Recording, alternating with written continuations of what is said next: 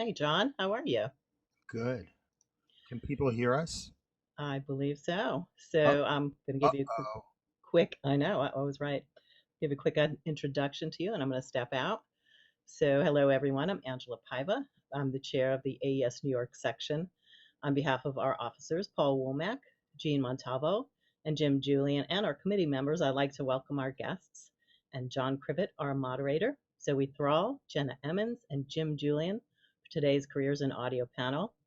John Krivit is a past president of the Audio Engineering Society. He was the chair of the AES Education Committee from 2010 to 2015, and again, starting in 2020, where he has built a vibrant global community of educators, students, and institutions. John is also a senior affiliated faculty member at Emerson College. So, welcome everyone in our audience. Please check back again soon as we are adding some more wonderful events in the near future. So excited to have you all here today. Have a great panel. And please remember to consider joining the Audio Engineering Society if you are not already a member. Well, thanks so much, Angela. I just want to congratulate all of the officers, including one of our panelists, Jim, for putting together such great events. Hopefully, this will be as good as any of the others. We have some wonderful people here who have had some interesting careers, and I thought that maybe they could tell you a little bit about what they do and maybe from their perspective how someone might get into it, and then we'll go over some strategies that might be helpful to folks. So we're going to start off with Jenna Emens Escalera, and Jenna. If you could get your camera going, that would be great. And Jim, if you want to get on there too, that would be awesome. Hi. So Jenna, I am your nephew, who I'm better yet, I'm the nephew of your sister's best friend, and I'm moving to New York, and I'm really interested in post production. Maybe I just graduated from a school. Maybe I've been out of school for a while. Maybe I'm doing it at home, and it's my favorite thing to do. Uh, Tell us, what would you tell us about this industry? Hmm. Um, well, I'm an audio mixer for the last 20 years, and for me, I mean, I've been lucky enough. I work for the Mayor's Office of Media and Entertainment, and I've been working with them for 16 years, and so I've been lucky enough to have that job for all these years, which is very nice considering, you know, a lot of when I started in 1995, a lot of the studios were rolling then, and now as the years went on, they started to close down. Everybody started to, just sort of go away, and it's sort of a scary time in the business, and it actually made me reconsider my job and my, maybe going into a different career path at that point, because I was just sort of beginning, and I was just sort of getting into everything, and then I just kind of lucked out with a few really great jobs at like Unique Recording and Eastside Audio, and Soundhound and stuff like that, and just sort of moved my way up. So I guess I wouldn't be the greatest to say what they should do. I mean, how the business is right now, because I've been lucky enough to be in this job for this long. But I would suggest, anyone that's really interested in getting into audio, in any part of it, whether it be technical or mixing or post, you know, check out a school. Go to school for it. There's a lot of online courses. So much stuff that you could do. Even just talking to a lot of people, getting input to really find out what's involved. Well, Um, let me ask you a question. Forgive me. sure. Where you work, does has everyone gone to school for audio? What is the kind Well, of actually, I'm the head engineer and the only engineer there, so, so I'm kind of lucky in that respect. But mostly, yes, everyone where I worked and all the other studios, everyone's gone to some sort of audio school. Honestly, I don't know anyone who didn't, but I'm sure it is possible. But I'd say schooling is definitely the way to go, and it also helps you figure out what part of the industry you really want to get into. Um, like when I started, I actually started as an assistant audio tech, and then I moved up to full time tech, and then I started doing audio mixing, and then decided after a couple of years, you know what, I don't really want to mix music, even though I'm a musician. I thought that's what I loved. And then I said, you know what, I think I want to get into post production mixing, doing films and commercials and all that, television. So and that's where I fell in love with. That's where I knew I really wanted to be. So I would just suggest, go to some sort of schooling, get all the knowledge that you can, be a sponge, and, you know, try as many avenues as you can, because you never know, a couple years down the road, like myself, you could end up doing something you didn't think you were really going to do when you first started. So So one other thing I notice is that you don't work for an audio company. You work for the mayor's office. I do, And yeah. so I think that that's something that a lot of people overlook. They're thinking, I've got which audio company am I going, which studio, which microphone manufacturer am I going to go to work for? And they're not thinking, well, the mayor's office needs video and audio and all kinds of things. Oh, yeah. Are there any other kinds of places that are sources of work that you could sort of help people think of?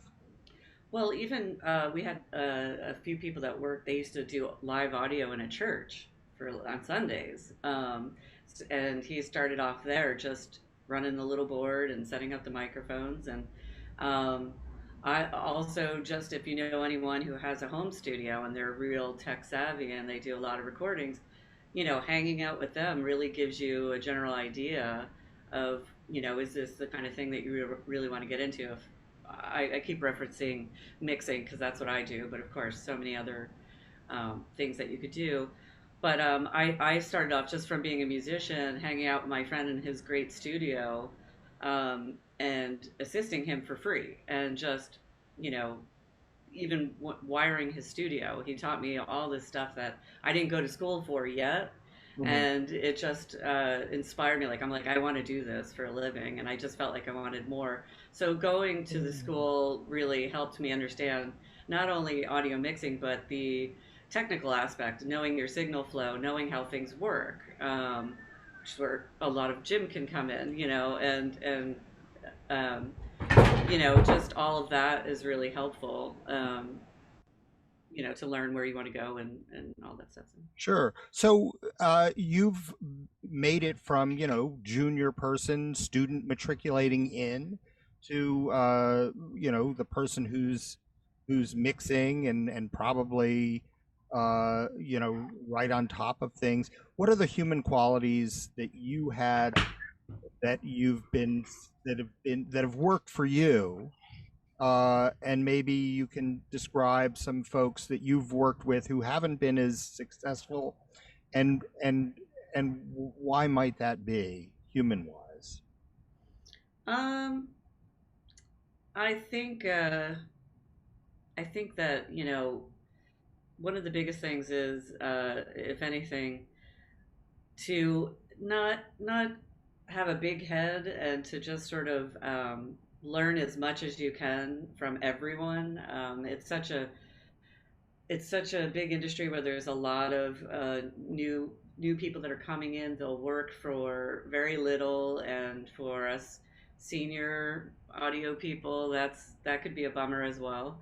But there's a lot of people that want your job. So if you can, I always looked at it like, if I can learn something every day, whether it's interning, reading a book, sitting with a manual, talking to engineers, even just networking with anyone that you can, to just really ask questions and learn as much as you can, be a sponge. I felt like that was the best thing that helped my career. Um, and oh, look, my cat's on camera. Well, let me ask you another question. Did you ever work for free? Oh God, yeah, for forever. I actually worked a full time job in a warehouse while I went to school at night, and then I worked full time job and then interned at Unique Recording at night, so I could learn everything. I would just sit and obviously interning, we weren't getting paid. Sure. Um, No, go ahead. So that's a pretty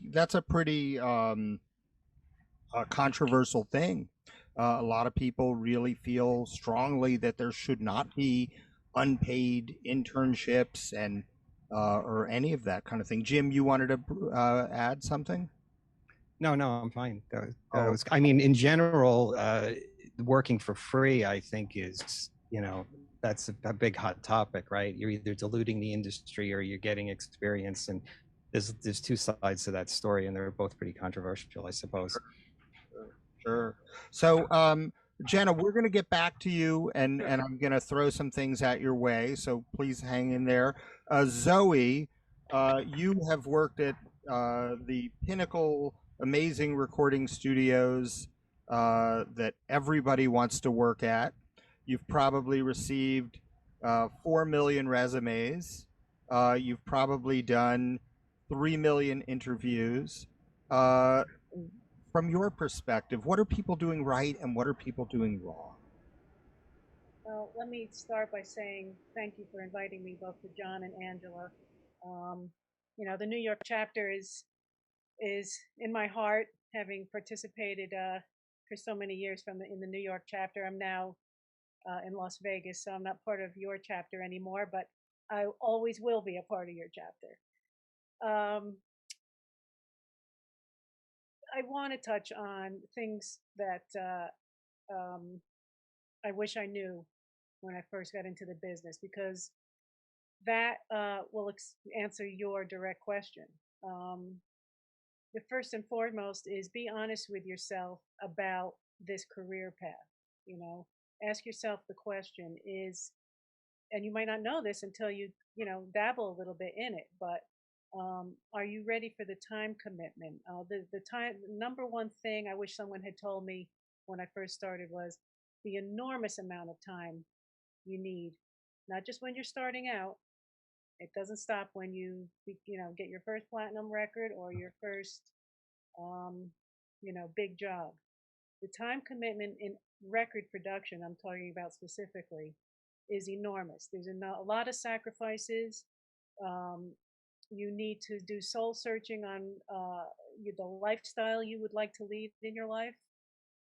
Do you want a family? Are you willing to drop everything because you have to go to work at midnight on a Sunday, or you're at dinner with your wife or husband, your girlfriend, whatever, and are you willing to drop everything because they need you now? This hasn't changed. I mean, I've been doing this many years, but it's still the same now. I'm running a major studio now. I require this of the assistants and the engineers. Why? It's not my rule. The clients demand it. They are the ones setting the tone. The client is requesting to work these hours. They are the ones calling last minute to book the studio time. I'm the one just facilitating it. Other things I would have liked to know.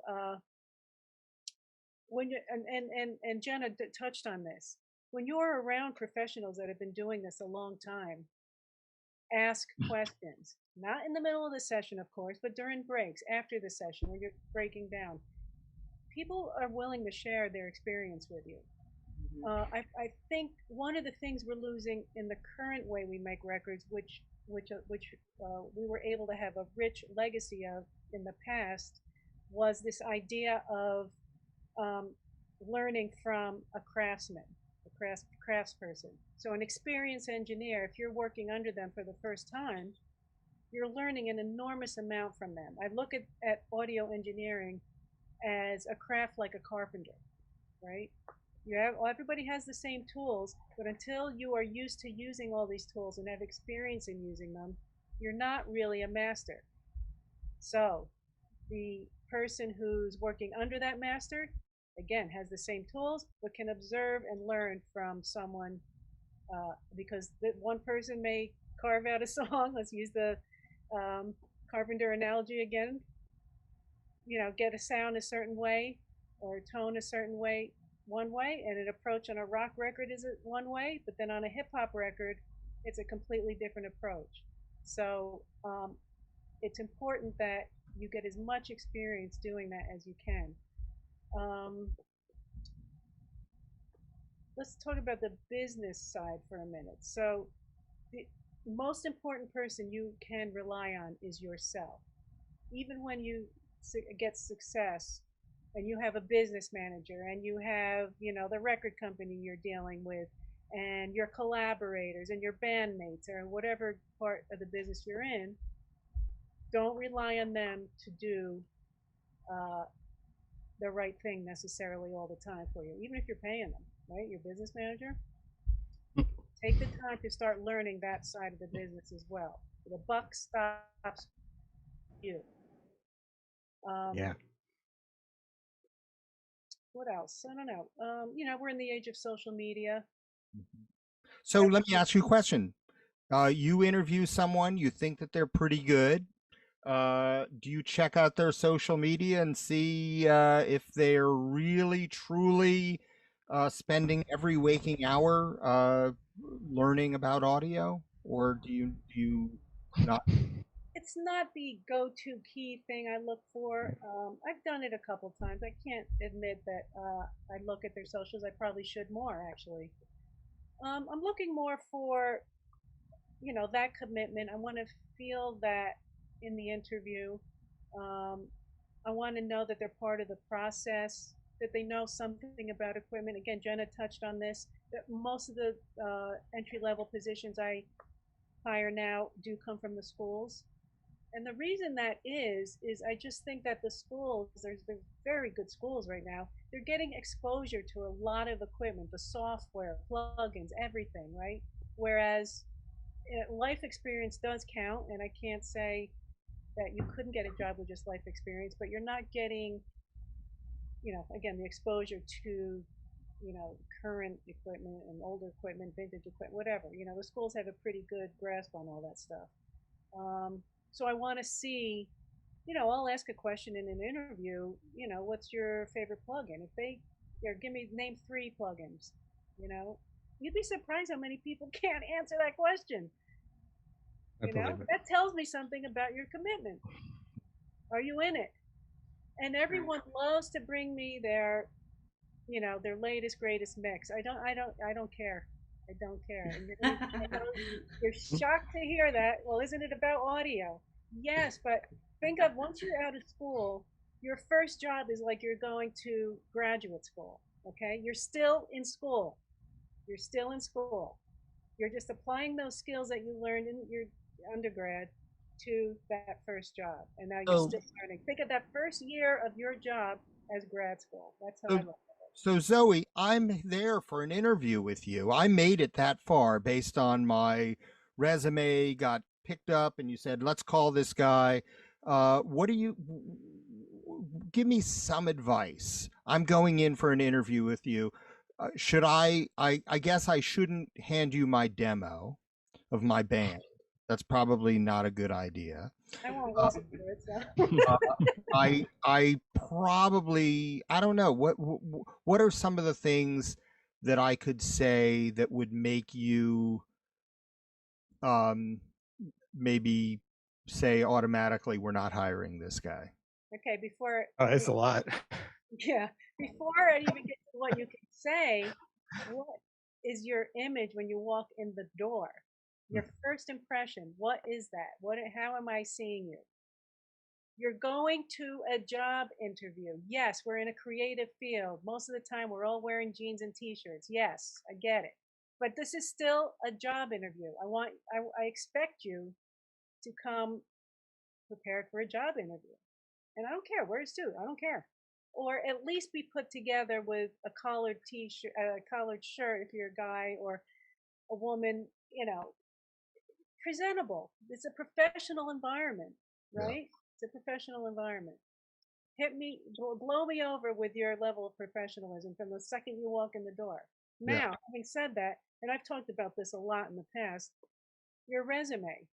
If there is a spelling error on your resume, I'm not going any further with you. We have spell check. We have all these tools to make sure that everything's perfect. If you don't take the time to spell check your resume, what is that telling me? We work in a detail-oriented business. It's all about the nuances. So if that part is wrong, that tells me everything I need to know. Yeah. But on the positive side, you know, it's a people business too. Yeah. So, you know, a little charm can go a long way sometimes. Yeah. You know? Are people penalized if they're nervous in the interview with you? No, not at all. Of course they're nervous. I've interviewed, I'm not exaggerating, hundreds of people, hundreds. And I expect, you know, of course they're going to be nervous. That's okay. All right. Well, let me get back to you with some. I've got some specific questions for you as well. Okay. And let's throw it over to Jim. Now, Jim, Sure. you do something that's different, and one of the reasons why I like you so much is because you and I share the passion of widening the breadth of what an audio career is. I'm all about the kinds of things that you do and what you're going to speak about. So your thing is really product design engineering, and Absolutely. and tell us a little bit about that, because you know that might be a pathway that some people haven't considered, and maybe you can Sure. shed some light on it. Absolutely. So here's what I did. So I have a prepared kind of thing, but we're a little free form here, so I'm very adaptable. So let me open with a middle section and then give you what I did, how I got here. But I'm going to speak about product development. My entire life is product development. And when I tell you how I got into it, the story is almost unbelievable. I've been doing it for 40 years, design work, and I've worked in the industry forever. So I want to say this, and this is the middle of my discussion, but I just have this thing about opportunities and products. People think that you have to do what I did. I started as a technician. I was self-taught. I worked in a music store. I started when I was like 6, literally. And then by the time I was 16, I got hired to be a tech. And then I went to college for an undergraduate degree in engineering. It was absolutely excruciating. I'm not gifted, which I say 100 times through this. It was a lot of math that I really cherish. But if you want to be in product development, you don't have to be a traditional engineer type. And I have a whole, a bullet list of things you could do to be part of designing the next great compressor or the next great plugin. So let me talk about a couple of bullets and then talk about myself quickly, and feel free to interrupt me. So number one is, in every opportunity and every aspect of product creation, details matter, which is something that was just said before. It's the most detail-oriented thing you can do.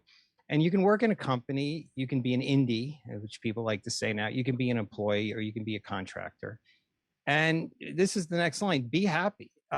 Decide on what works for you and move toward that goal. If you don't want to do 3 semesters of calculus and 1 semester of differential equations, which by the way, I use in some capacity, if you don't have a passion for certain things, don't torment yourself with that, with the idea, oh, I'm going to make a lot of money. And that's the goal. Like if your parents push you to be a doctor or a lawyer and you just hate those careers, you're going to be miserable. And I don't recommend it. So 3 bullets here.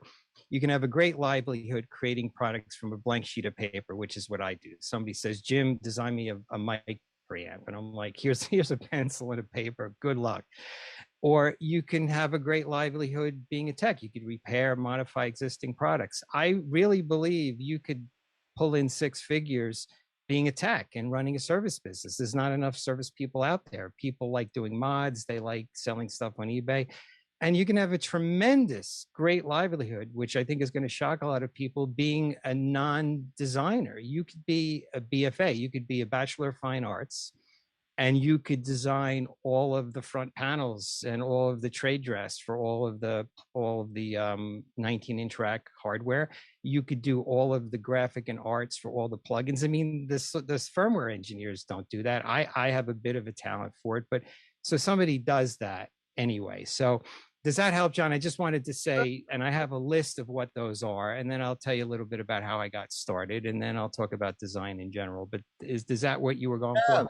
Absolutely, absolutely. I'm motivated. I'm thinking about switching my career now just because of you. Like I said, a lot of times, if I could do it, you could do it. So let me just give you a little bit about what I did and how I got started. And I think it's important because it's about, and it's not an age thing. It's just whatever you want to do. So I'm basically a design engineer. I do product development product development for a living. I do hardware, software, firmware. I do some mechanical design. I've been doing it my whole life.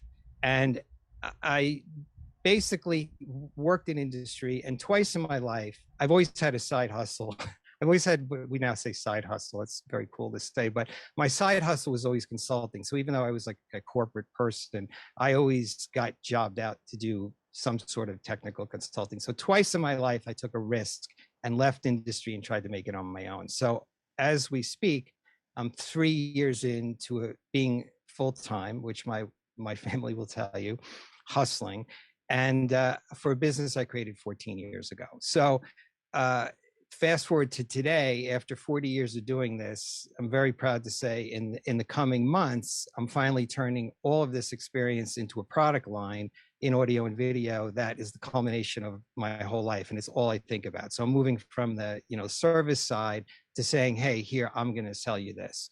So it's my every waking moment. So here's a quick story about passion and persistence. And I can't emphasize this enough. When people say gifted, right? This is what a gifted person is. And I am so not that person. A gifted person is you're in diapers, right? And they sit in front of a grand piano that nobody plays, and somebody puts up Chopin and you start playing it, and you're 2 years old, or you understand calculus. I am so not that person. But I literally started when I was 6 years old. So in 1966, my dad got me a subscription of Popular Electronics and Popular Mechanics. And I could read when I was a little kid. So, and I'm flipping through it, and I'm not going to lie to you, I didn't understand a word of that magazine. But I would flip through it, and I would look at the schematics, and I would look at the theory of operation. I would look at these printed circuit board layouts, and I'm like, and I'm not making this up. I was like, I'm doing this for the rest of my life. And that is clearly how I got started. And I remember seeing the word MOSFET on the cover. I'm like, I don't know what the hell that is, but I like that. So it's pretty funny. And then, so 10 years go by, and I'm repairing like TVs and just messing around with electronics, and just 15,000 volts inside my parents' black and white TV. And I've got my hands in there, and I'm changing tubes, and I'm doing all this stuff. So 10 years later, I'm 16, and I have this fantasy. I'm a musician now. I sing decently, and I play the drums, but at the time I wanted to play keyboards. So I had some fantasy. I was going to buy a Hammond B3 organ, which I don't know how I thought I was going to pay for it, because I have any money. But my friend drives me to this music store, and a gentleman, one of the customers, puts like a fuzz box on the counter. Now remember, I'm 10 years into tinkering. And he says, yeah, this doesn't work, blah, blah. And I pipe up and I say, oh, it's probably, I don't even know what I said to the guy, but I said some random thing. It was some transistor or something. And the owner turns to me and he goes, hey, can you fix this? And I'm like, yeah. He goes, you want to work here? I'm like, okay. And I didn't even know what I was signing up for. So the next day, my mother drives me from high school, and I was there for 7 years. So 2 years of high school and 5 years of college. My dad unfortunately passed away in my second half of my freshman year, and I had to really dial down what I did. It's a very sad story, and I basically took me 5 years to graduate. But while I was at the store, I worked on every amp, every pedal, synthesizers, and between 16 to 7 years later, I graduated. So when I graduated, and this got mentioned before, they're like, well, now you don't know anything, because that's how they start you off. So I berated my boss, Frank. He was the nicest guy. And I said, look, I want to do some design work. I was at RCA, when they were RCA, Astro Electronics in Princeton. It was satellite technology. And I was on the test equipment team. And I said, I could design some of these test boxes. And he goes, you better know what you're doing. So for the next year and a half, I designed all these little analog things, and every one of them worked, and it surprised even me. So that's the story. But the story is, you got to get your hands dirty. You've got to understand theory. You've got to be passionate about this. And I don't think it's about being like necessarily a genius. It's just that I saw this stuff and I said, oh my God, this is the coolest thing ever, which you may not feel. I mean, if you feel like that, you can do it. So that was enough of me. That was my intro, and I wanted to just touch some of the design roles. So I'll go into design engineering a little more, but more of general interest. There's a lot of things you could do with an undergraduate degree, and then all the things you can do with another degree. So you can be a design engineer. You can work in firmware, including plugins. You can do mechanical design. And it's not just physical design. There's a lot of thermal opportunities. You can be an application software engineer, apps, whatever. You can be a systems engineer talking about the big picture. You can be a technician of all types with almost any degree. You can be in quality and whatever. So that's one way to do something with an undergraduate degree. Okay, so let's take a deep breath. Let's say you're in marketing and you have a marketing degree, but you want to be part of the next great mic preamp. You want to work for a manufacturer. Well, there's a tremendous opportunity as product manager, which is you're basically managing the life cycle of the product. There's opportunities in market research, there's market opportunities in sales analysis. And remember, marketing runs the show. Marketing is the one that says, if you design this, we can sell it. There's opportunities in project management that you're just basically babysitting everyone, making sure the product gets out the door. There's jobs in sourcing and purchasing and component management. There's creative roles. I talked about industrial design, the shape of the product, the color of the product, artwork, graphics. There's tremendous opportunities in tests, hardware tests, software tests. There's opportunities in quality. There's opportunities in manufacturing. You can just be an assembler. You like to get your hands dirty. You could be a supervisor. You could run the QA department. There's opportunities in field service. You can go out and you can if your product lends itself to field service, a lot of times the service comes in, but you could manage the service department, you could manage warranty repairs, you can do all that. So, John, that is hopefully, and I'll answer any detailed questions, but I've watched people in these roles, and you could be part of a product going out the door. And for me, designing it myself, it's an unbelievable feeling of watching it go out the door. But you're in any of these ancillary roles, it's an incredible feeling accomplishment that you're part of the team. Sure. You know, so there's a lot there. So the thing that I really sort of pick up from you, and I'll get back to more stuff with you, but the thing that I really pick up from you is really that you have a passion. It's innate. Just like someone who walks in to talk to Jenna or to Zoe about how they're passionate about music. Sure. It's kind of a similar thing, you know. I think that's true. Zoe's talking about how you have to be working pretty much around the clock or be ready to do it, and I want it. Oh my God, yeah, right, yeah. So let me if I can share my screen, I have something I want to share with you guys, and maybe you guys can help me out here. Sure. I'm a big fan of, well, you know, one of the things I do that Angela mentioned is I'm a senior affiliated faculty at Emerson College. I've been teaching for about 26 years, and I feel like I am a fraud if I do not talk to my students about the economy of audio. This is what they really want to get into, and if I don't talk about it, then this is a big problem. So I like to go through the strategies for matriculating into your career, and I think that there's a bunch of stuff that touches upon all of the things that we've said. So here are some lessons. We'll run through these kind of quick so we can do it. Lesson number 1, understand the economy of the field you are entering.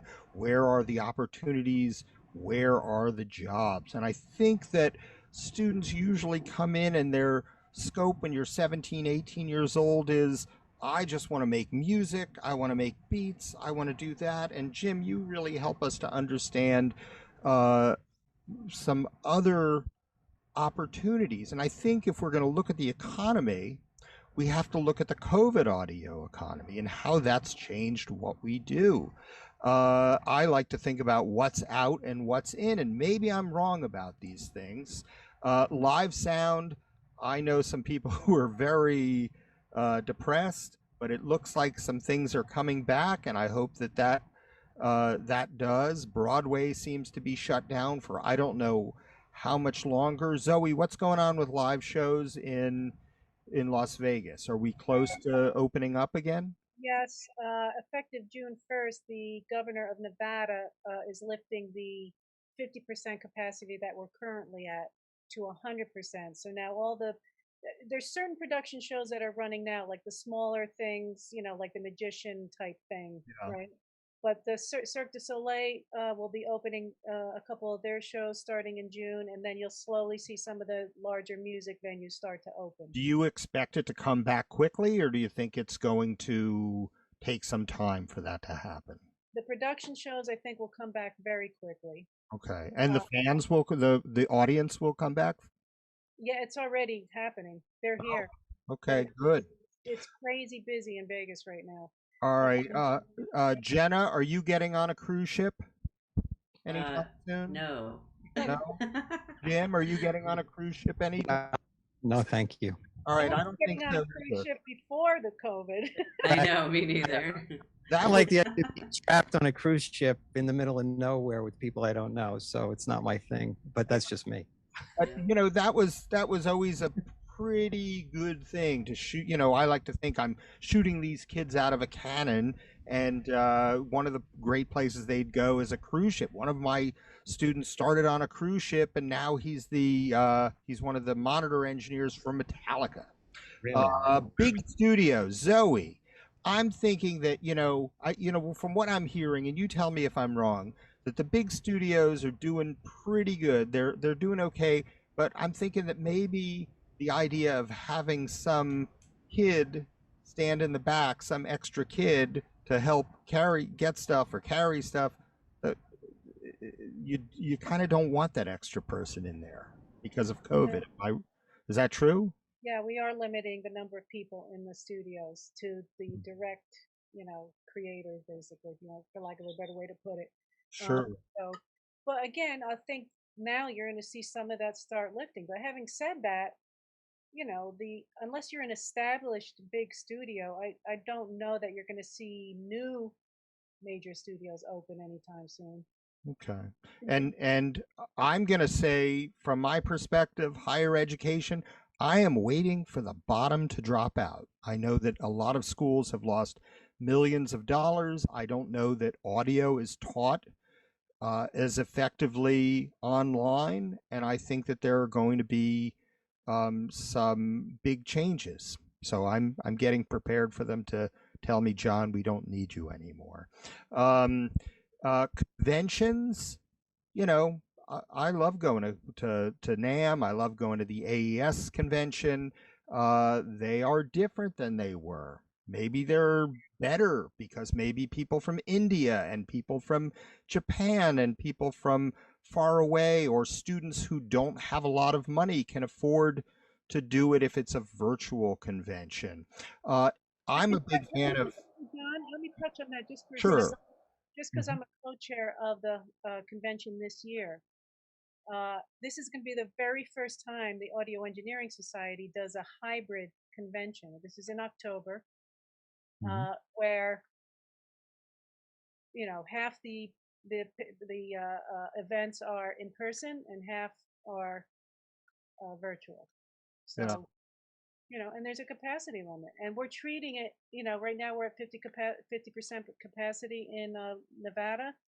We're treating it that way even for October, where it will be 100% at least here, because there's people coming from all over the world that don't necessarily have 100% yet and have different views on social distancing and so forth. So we can't just assume just because Nevada's at 100% that people are comfortable with that right now. Anyway, I didn't mean to sidetrack. No. But I will say, as a big pitch for the convention that you are chairing, I love the idea that we have a wider geographical representation, so that we have all these audio engineers from Asia and from Europe and places far away, or people, I know for students, if they don't have to get an expensive hotel room and an airplane ticket, it's much more doable to be part of this convention. And the convention can take you all over the place. So I think that in some ways, it's I guess maybe I'll throw that over on the other side. I'm sorry. Sorry, I was going to say, John, so with the conventions, I guess, when we talk about what's out, what's in, the question is there a differential in the economic result? Like, so I've been going to the convention since I was, when I joined the AS in high school. And I took the bus to New York and from New Jersey, and I would go, and it was fascinating. So if I see it online, my question is, what is the economic impact? Like if I'm going to buy a giant Neve console, or if I'm going to buy a plug-in or something, is it affecting the company, the companies that participate? I guess the question would be, are they losing business because they're not running the convention physically versus virtually? It's you know what? I don't know if That's a matters, great right? question, Jim, and we're going to answer it rhetorically Sure. with some other things. So I'm a big fan of in-person informational interviews, of calling someone up and saying, Jenna, I'm the, I read about you in a magazine, or Jenna, I got your name from my aunt who went to college with you. Can I buy you a cup of coffee some morning before you go off to work? And if you're busy, you probably won't do it. If it's COVID, maybe you won't do it. But that's a great way of making I think, a really good connection with someone. Yeah. And so that's harder to do. It's harder to do that during COVID. The old way of selling and marketing, Jim, this is what you're talking about. That's changed. I don't know for the better or for the worse. Corporate AV took a big hit. Maybe it's coming back here. What's in home studios? The companies like Sweetwater, who made $1 billion last year and are looking for talented sales engineers, are doing well. Companies that make software, companies that make small interfaces for your home studio are selling out pretty quickly. Podcasts are pretty huge. I don't know whether podcasts will last. We'll see. But right now, every Fortune 500 company is hiring an audio engineer to record and edit a podcast. Virtual connections, product design. Jim, you're telling us that it's going pretty well. New paradigms for business. New way of selling and marketing, and things like audio movers and Source Connect. I don't know, Zoe, what are you using to record someone who's in London in your studio in Las Vegas? We've used audio movers. We've used Source Connect too. Just depends on the situation. And so my thought is, a young student who is getting out of school, if they told you, well, I'm really good at audio movers and Source Connect, that might make you put a smile on your face. Yes? No? Yes, it would. That's the kind of skill. And are you, Jenna, are you using those things? Actually, no, we're all either in person or nothing at all at the mayor's office. Okay. All right.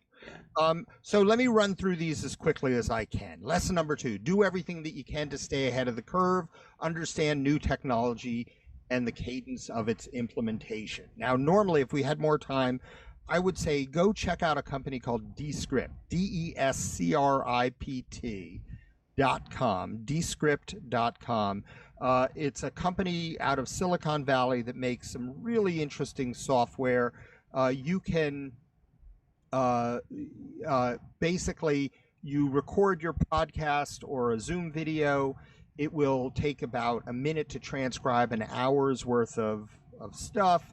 And then you can edit the text and it will automatically edit the audio, which I think is pretty remarkable and maybe bringing more people into it. The other thing it will do, which is pretty incredible, is, let's say I forgot to say, I want to really thank Roe and Angela for inviting us today.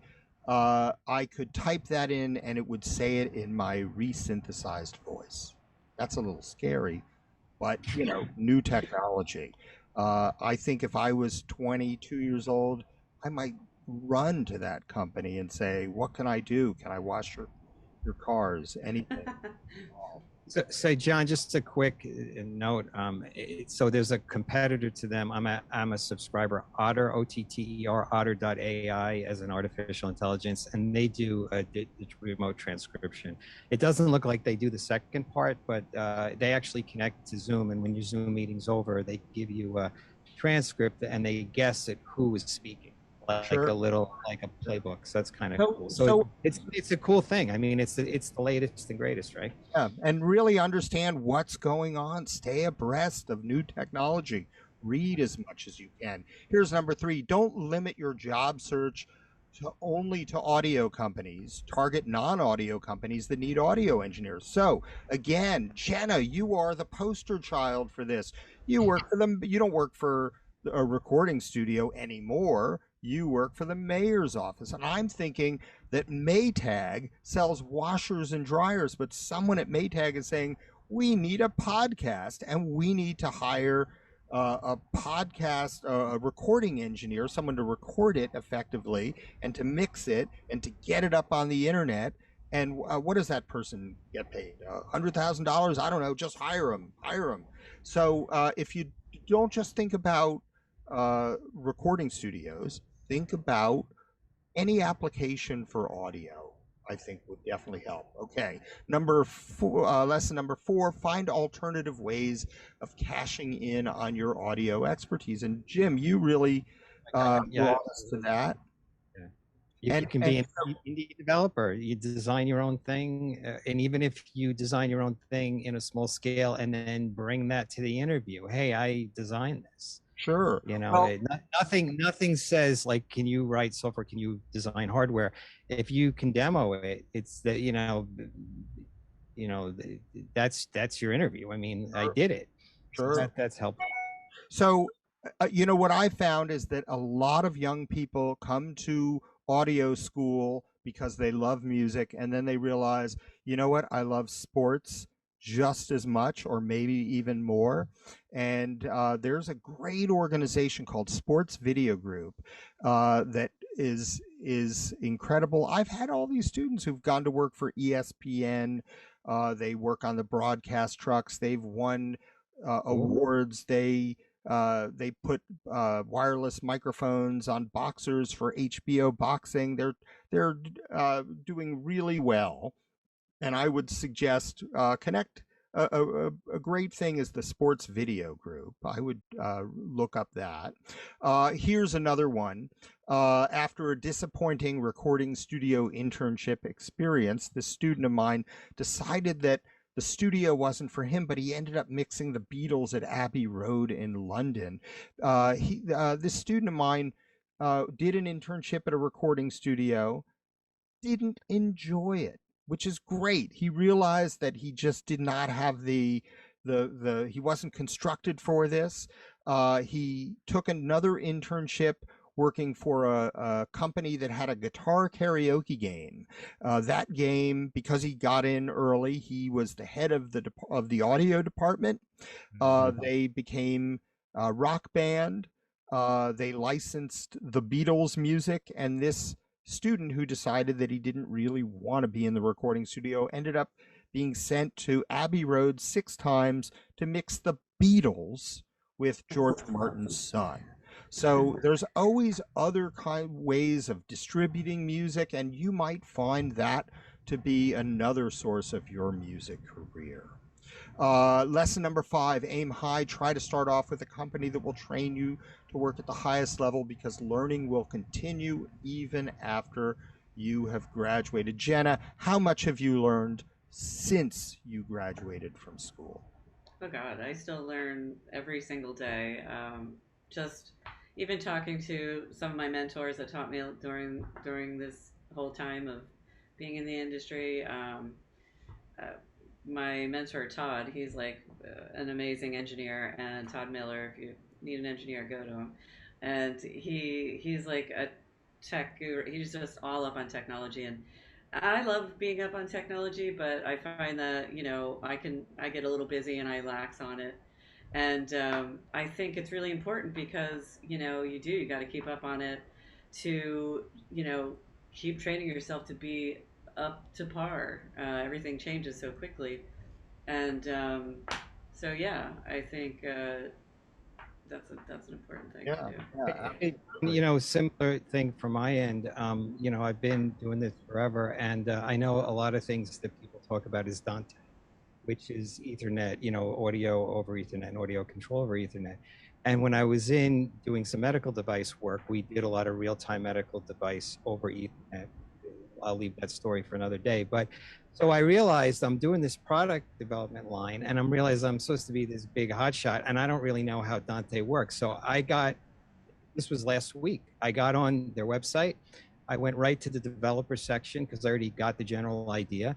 They have an entire page on chips that you can buy, development tools that you can get as a developer, and integrate Dante into your product. So because I had the chops to understand, in 29 minutes, I was like, oh, okay, I'm going to contact them and maybe I'll put Dante in my products. But because I had the baseline, I wasn't afraid to say, I've heard of this, everyone talks about it, I honestly don't know what it is.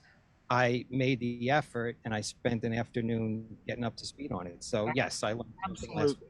I learned it last week, and maybe I should have known it. Jim, what the hell's wrong with you? It's been out for how many years, but it doesn't matter. I didn't need it before last week. So right. and I came up to speed. And Zoe, I would think that if I wanted to really learn recording, I would want to work for you. So and pick up as much as I possibly could. So I'll touch on what others said. My love for the process hasn't stopped either, and I'm still learning too. I love, the new stuff that comes out, the software. I stay totally on top of that, even though I'm not engineering anymore. I love the process. Sure, absolutely. Let me just zip through some of these. Now, I have students who tell me that I'm kind of full of shit about this. Use the power of social media to sell your brand. I think that it's a good idea that if someone is going to check out your social media, that they see that Jim Julian is all about product design, that guy lives, breathes everything. Google my name. Google your own. There you go. Jenna, I want to know that you're, doing this work and winning awards and continuing to, do this and speaking at this. Zoe, I want to know that you're, well, it doesn't matter what we know about. We already know about you. It's the student that gets out. And so I'm thinking, Zoe, you're going to look at some kid's resume and or not just the resume, but look at their social media. What are they projecting to the world? Well, you got to create your own hype, and we have the tools to do it now. Yep. So Totally. That presence is really important. It really is. Yeah. So I'm just looking at this kid real quick. Kevin Thurber, a former student of mine who's gone on to greatness. And, as a student, this is what's on his Facebook page. And he's got, back at the jazz club, recording the Brookline Symphony Orchestra, set and ready to go with a corporate event, attending the Audio Builders Workshop with Doug Fern, had a great time at tonight's Pro Tools user group mic shootout at Notable Productions, A2ing today, assisting with setting up, yada, yada. Here's another one. Lesson number 7, don't wait for the world to come to you, create your own opportunities. And with that, I guess I touched upon this earlier, but I am a huge fan of informational interviews. And I'll tell you, if you don't know, I have a Facebook group called Hey Audio Student. And one of the reasons why people come back to it is because every day I post maybe like 60 to 120 jobs. And the truth is, the reality is that I don't think if all you're doing is responding to the ads, that you still don't have a great, the odds are still against you. Maybe 9,000 other people will apply for those jobs. But so what I would suggest is use those kinds of job leads to kind of figure out what's out there and what are the possibilities. So you're kind of you see a job that's in Singapore or in Denmark, and you're thinking, well, I'm not moving there, but I'll bet something like that exists in New Jersey or exists in Las Vegas or in Brooklyn. And maybe I can sort of find that kind of company and maybe do some informational interviewing. And I think that that's really helpful.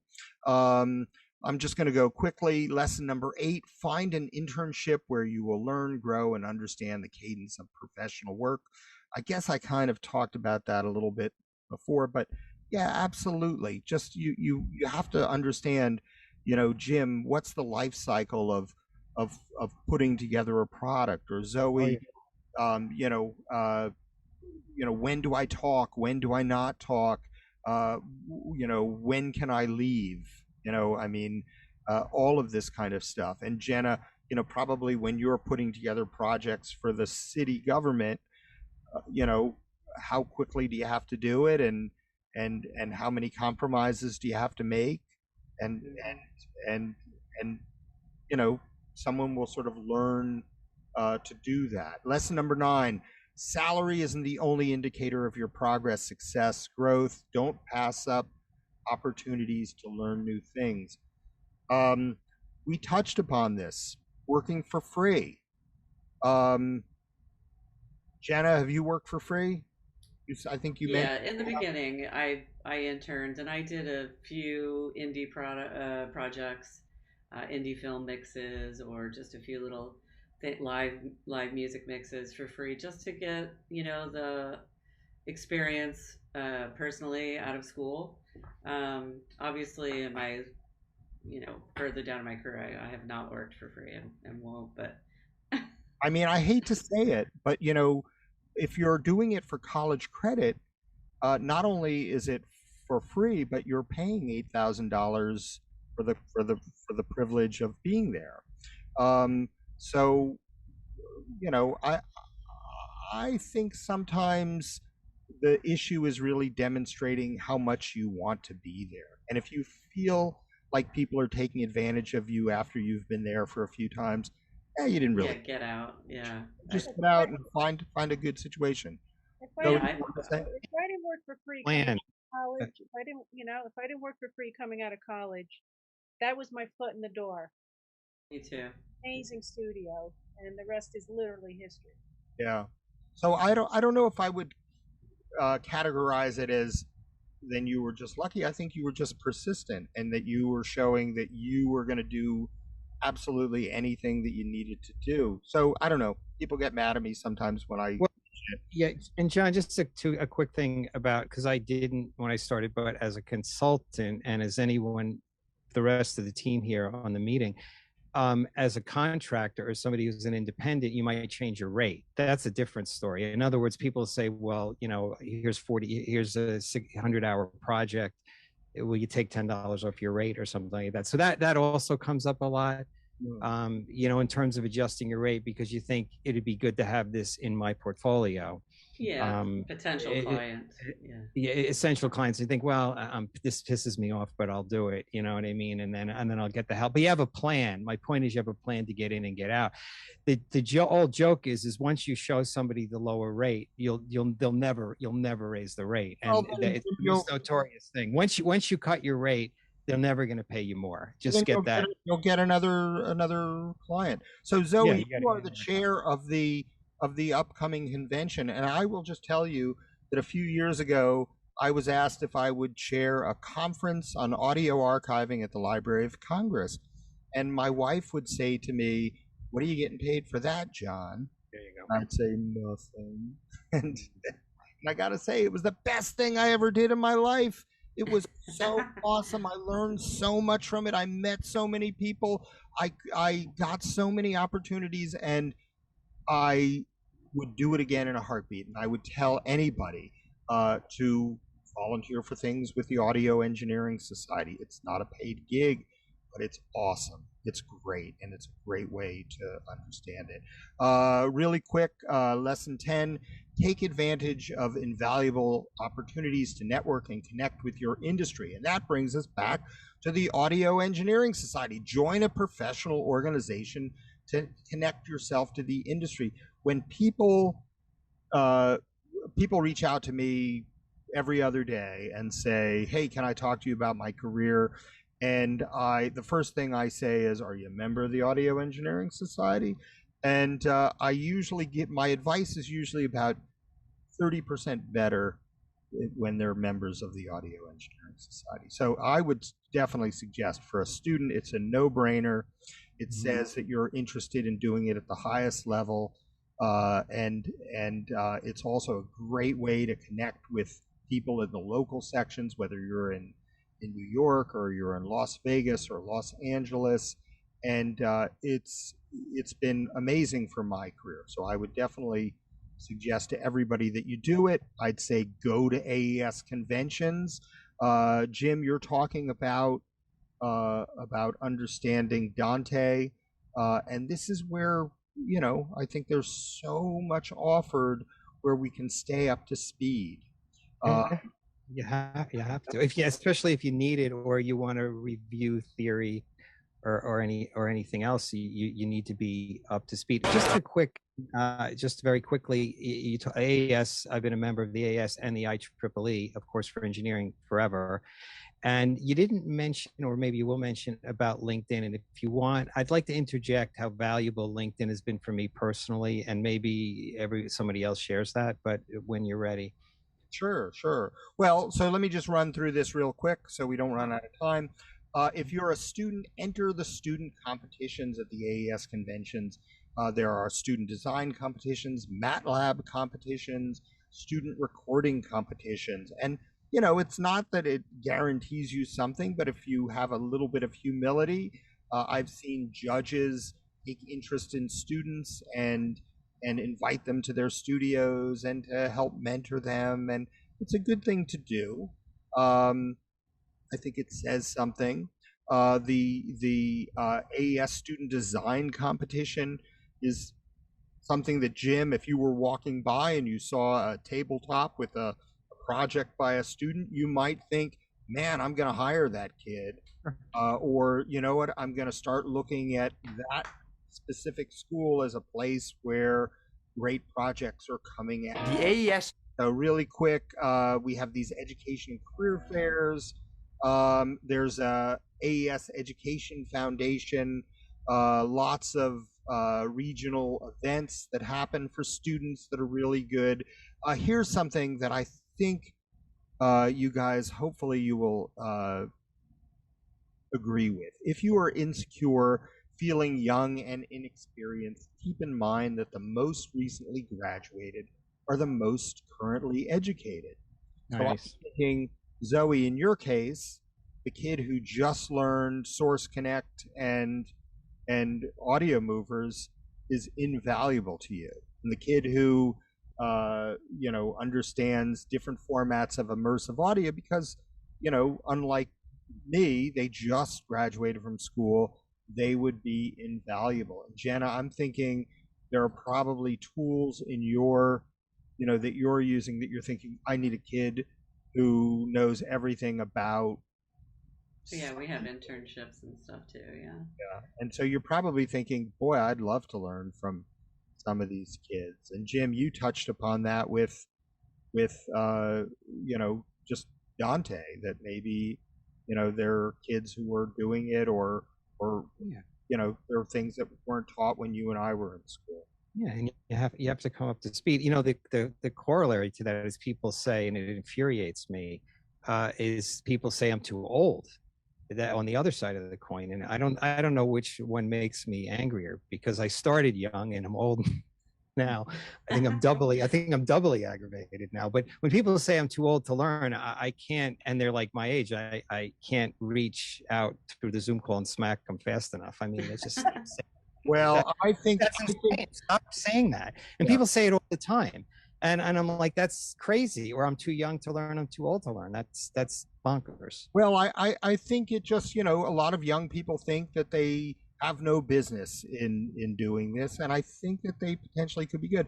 I'll also say something that I don't think is on this list, which is that, you know, especially with, you know, I'll say this because I'm a male, a lot of young men feel like they're taught that it's weakness to say that they don't know something.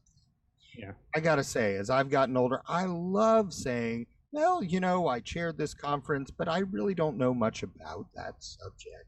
Or, you know, or I'm just learning, or I'm really not the expert. Let's ask someone who is. That's a great value of the Audio Engineering Society. So what I would say is when and this was a big mistake of mine, was I thought that my currency was my expertise, and that I would I'd really Zoe would think, oh my God, this kid, he's got so much expertise. How can we make hit records without this 22-year-old boy?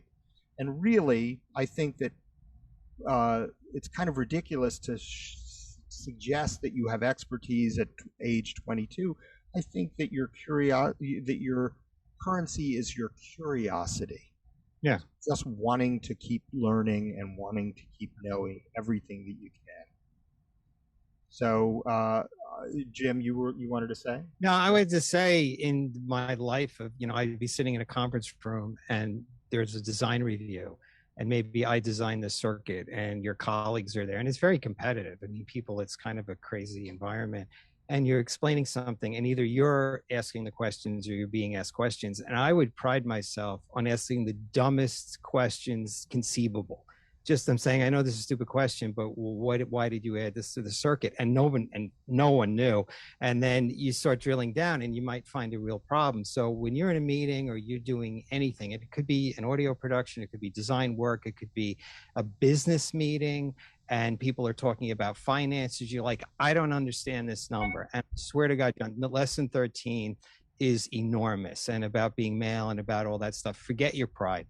Ask the stupidest questions, even if you have to preface it. I would say I don't think that they're stupid questions. Not stupid. There's no stupid questions. And the thing is, you might be the only person in the room that said, oh my God, these numbers make no sense. Either somebody will show you a spreadsheet and might say, my God, that whole column was wrong. And everyone in the room is just nodding their head. I must have seen that happen a million times. So for God's sake, ask questions. Yeah. And I will also say that when you go to the fall convention that Zoe is chairing, and someone asks you, and I always tell my students this, someone asks you, what are you doing here? Why are you here?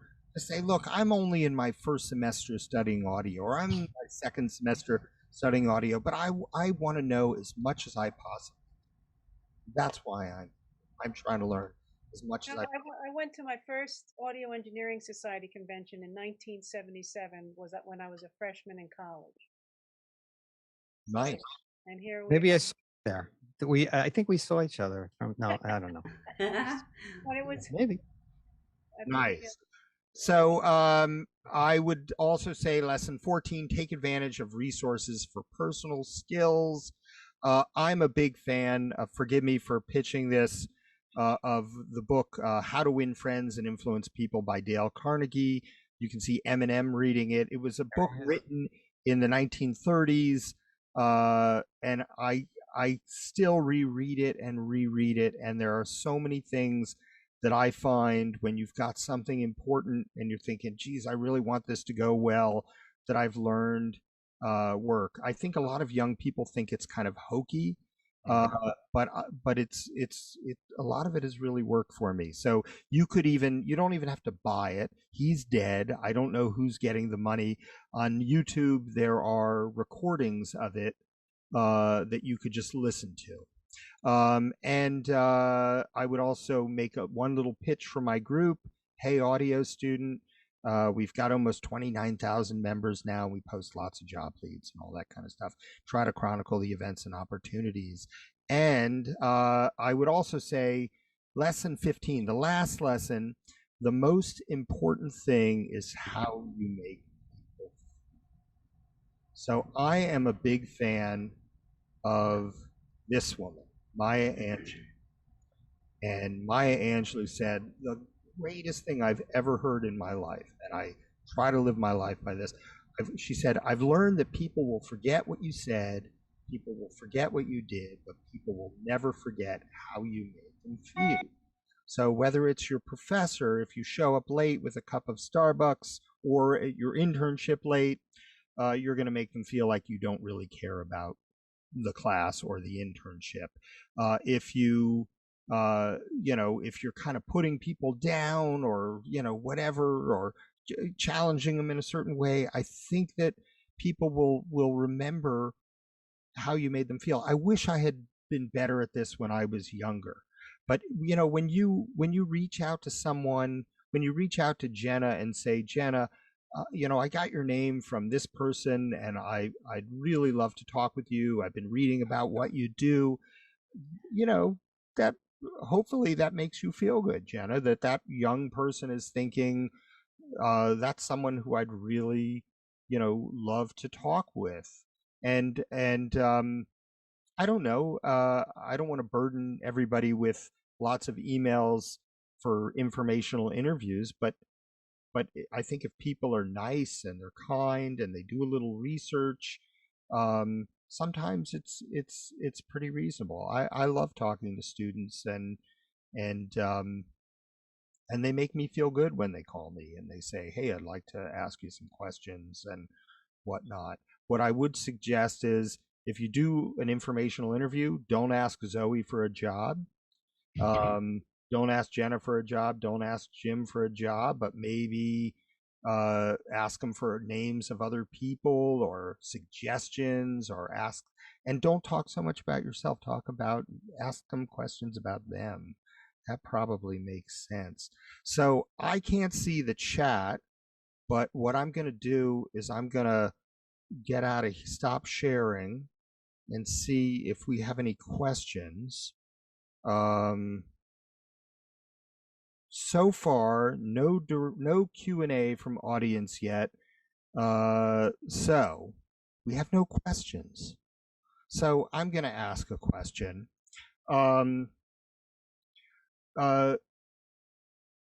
Jenna, how are you going to stay up on what you do to make sure that you're relevant in 5 years?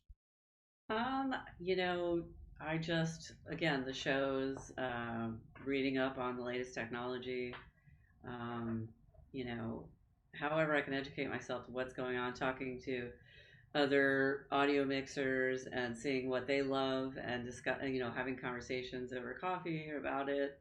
And then just going on and even watching YouTube videos about it, how they work. If I like them, I do a lot of purchasing myself for my home studio. Just, you know, a lot of recommendation and just playing around with a lot of new stuff is how and reading is keeping up with the times, you know. Sure, sure. Yeah. And Jim, how do you stay up on stuff? So I do two things. I like to know what the latest things are, because I don't just do audio work and medical. I do other things, but I like to keep up on what's the very latest, you know, something new. And the Dante was a good thing because the idea was interfacing Ethernet to your product. But what would be the next line of products? You know what I mean? Like, if I want to go from consulting to manufacturing after all these years, I'm looking at what do people need. So it's not always technical. I'm thinking that here's a product that fills a hole. So if you understand the market, you're like, oh my God, I can't believe nobody makes a 4-inch box that interfaces this to that. This is like, and then I'll really look and I'm like, my God, I know people would buy this and it wouldn't make $1 million, but it would be something. So I'm looking at the market a lot. And then the other thing is I revisit theory. There's a lot of EEs, a lot of electrical engineers online on YouTube, and they cover a lot of subject matter that I've covered, but I like to see it again. The last thing is I'm actually back in graduate school at 61 because I never finished when my dad years ago, and I took 2 years off, but I'm actually going back. And let me tell you, 600 level, 700 level graduate courses in electrical engineering are off the chain. And it's not going to make me any money. It's going to cost me money, but I just like it so much. And I know I'm going to use that theory for some of the more innovative products. So that's kind of a general. And then there's always software, by the way, and there's always software, the latest language. I like to do app development. I'm doing that. And they went from C++ to Swift. So I'm on the Apple developers plan. So I'm looking at what are the latest languages. That's never ending. There's always something new there. Yeah. And so, Zoe, we were talking a little bit about the economy. The economy of large studios, of world-class studios, has changed. But what I'm looking at some of these great studios that are not slowing down at all. They're still doing wonderful business because the very top end does well. uh, I assume that you're reading everything and talking to your friends who manage other studios. You also made a career switch recently from a very notable studio to another studio, um, and I'm sure that's because your reputation is out there and people know about you. And where do you see, how are you preparing yourself in your career?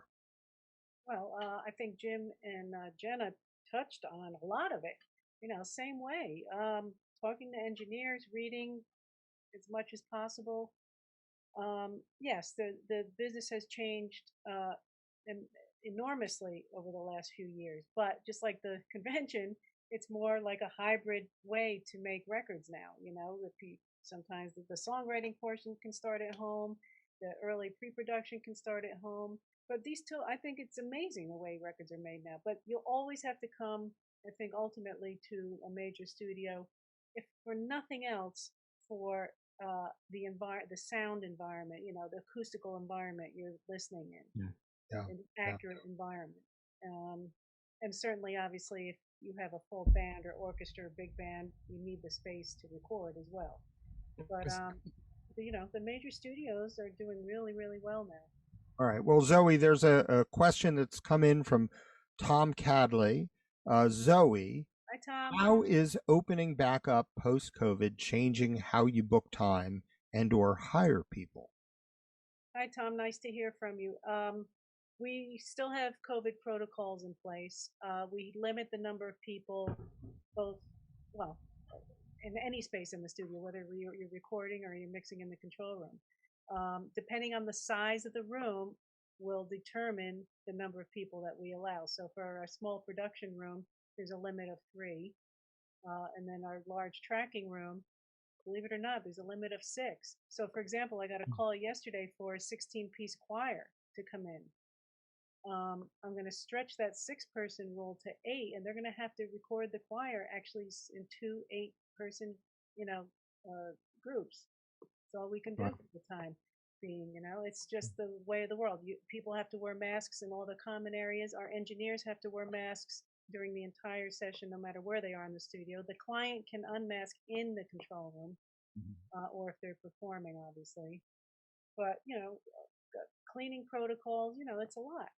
Very And difficult. let me ask you, are you, I assume maybe the engineers are spacing musicians out a little bit farther.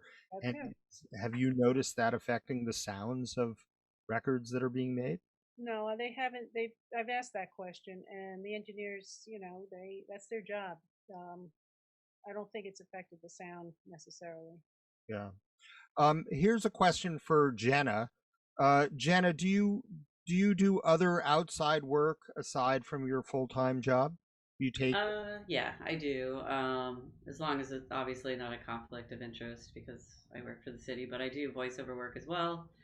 Um, and I do freelance mixing from time to time. Yeah. and I'm curious what, you don't have to answer, but roughly what percentage of the outside your full-time job are you doing? Percentage of how much freelance I'm doing at the Well, time. percentage of, like, your income. You work this full-time job, but then, oh man, this weekend I'm going to be recording this band, or I'm going to be doing this podcast or voiceovers or taking more work and more work. Well, during COVID, definitely not good. As a matter of fact, I think I did maybe 3 voiceover recordings, which is normally I'd probably be like maybe a freelance gig every other week, depending what it is. But I've been doing a little bit more on the voiceover um, acting at the time. But I mean, there was a before COVID, there was a nice percentage of outside work that I would do in my home studio. Yeah. But yeah, COVID definitely not the greatest, but it is picking up. People are starting to do things, and a lot of podcasts going on. Yeah. And Jim, uh, has your business, certain, manufacturing of live consoles are not doing well, but studio things are going pretty well.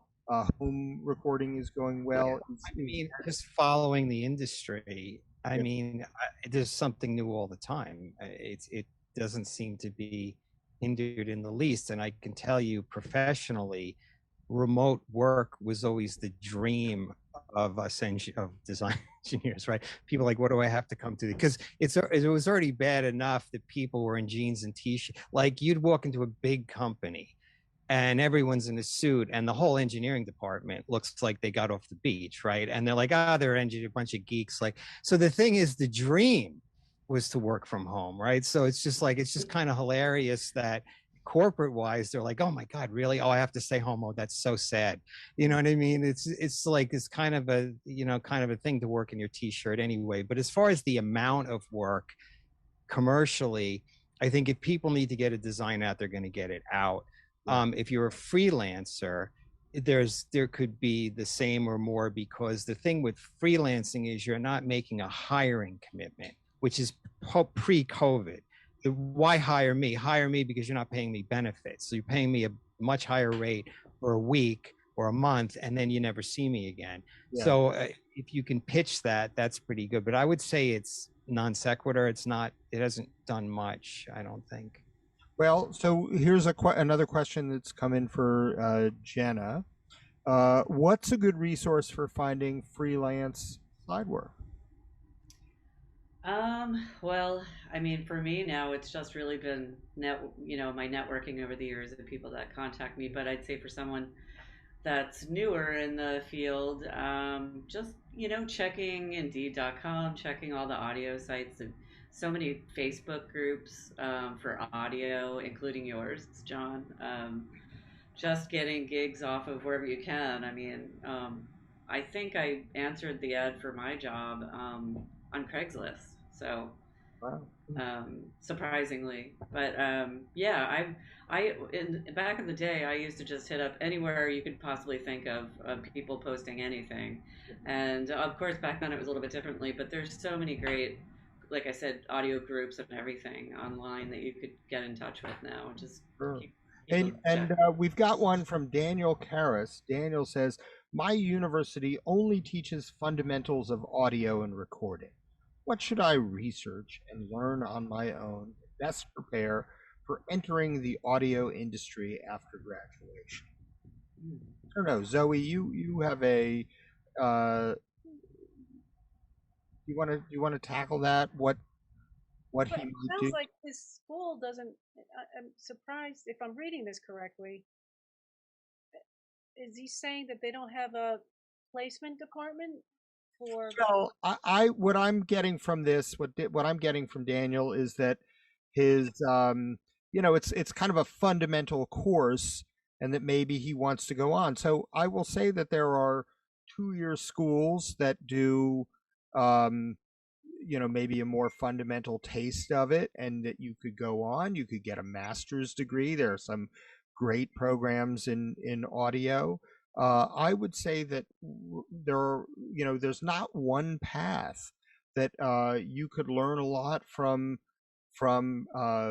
becoming part of a technical committee in the Audio Engineering Society, and or going to the conventions, or attending events like this and meeting all kinds of smart people who are really happy to nerd out with you about audio. Again, your currency is your curiosity, not your expertise. So I think as long as you're really interested. So Daniel clarifies, it's an audio program. So I guess, when we look at academic programs, a lot of them are music degree programs, and that they're, really part of a music degree. And sometimes they're more geared towards computer science or electrical engineering, or any of those kinds of things. So I think I would just say keep finding every place you can for learning more information. It's all out there. Am I wrong? No, because and also with school, I mean these courses or programs, they teach you all the basics. And of course, we all know you don't really learn everything until you get your hands on everything. And that's playing with gear and watching people and interning. And so, of course, like you said, John, there's way more programs that you could take and courses that will be more in depth depending what part you want to get into. But if that's the only route you're going to take, perhaps going into an internship at a studio like where Zoe works, or just really, trying to get assisting gigs and just sort of finding what really resonates with you, what you really want to do, what you really like, and you really just learn from hands-on and watching people and a And lot of I'll reading. also say, Daniel, in answer to your question, again, don't assume that you're going to learn everything in school and then you'll be prepared to That's right. hit records. That's not the way it works. You're going to keep going. You're going to keep learning. So just keep being curious and and do it in the subject that really turns you on. Whether it's audio, whether it's video, whether it's electronics, computer science, painting, dogs, whatever floats your boat. I think that I'm getting the cue that we are done. I would say that if I won't speak for everybody else, but I'll bet if somebody reached out to Jim Julian, he would be very kind and would want to answer questions, and Absolutely. and he'd be great. I'll bet Jenna would be great. I'll bet if I said that to Zoe, she'd get 4 billion emails. So I'm going to be a little bit. Send them along. I'm Send happy. them along. Okay. All right. I tried to hold them back, Zoe. Everybody wants to work for you, but I'm really grateful. I gotta say, the New York AES is great. It's so awesome that every week these people are putting together really amazing things. Jim, kudos to you for being part of the executive team there, and Rowie and Angela and Paul, and Jean, and others that I probably didn't reach, but I'm really grateful for being invited, and I hope to see you all at the AES convention. And the other thing, AES sends out something every week, which is really wonderful. It's all over the world. There are events going on in Bolivia and events going on in Las Vegas and Los Angeles, and San Francisco, and New York and Boston, and you can tune in. This is the wonderful opportunity in this age, and so there's never been a better time to join AES. You can go to aes.org/join, and it's been worth every penny, and it's really been helpful to my career, and I think for all of these guys too. So I'm just going to say goodbye to everyone. So long. And Zoe and Jim and Jenna, thank you so much for doing this. Thank you. And Angela, Thank you very much. Thanks, everybody. Thanks, Appreciate everyone in Facebook land, and please stand by 1 second, panelists, please. Thank you.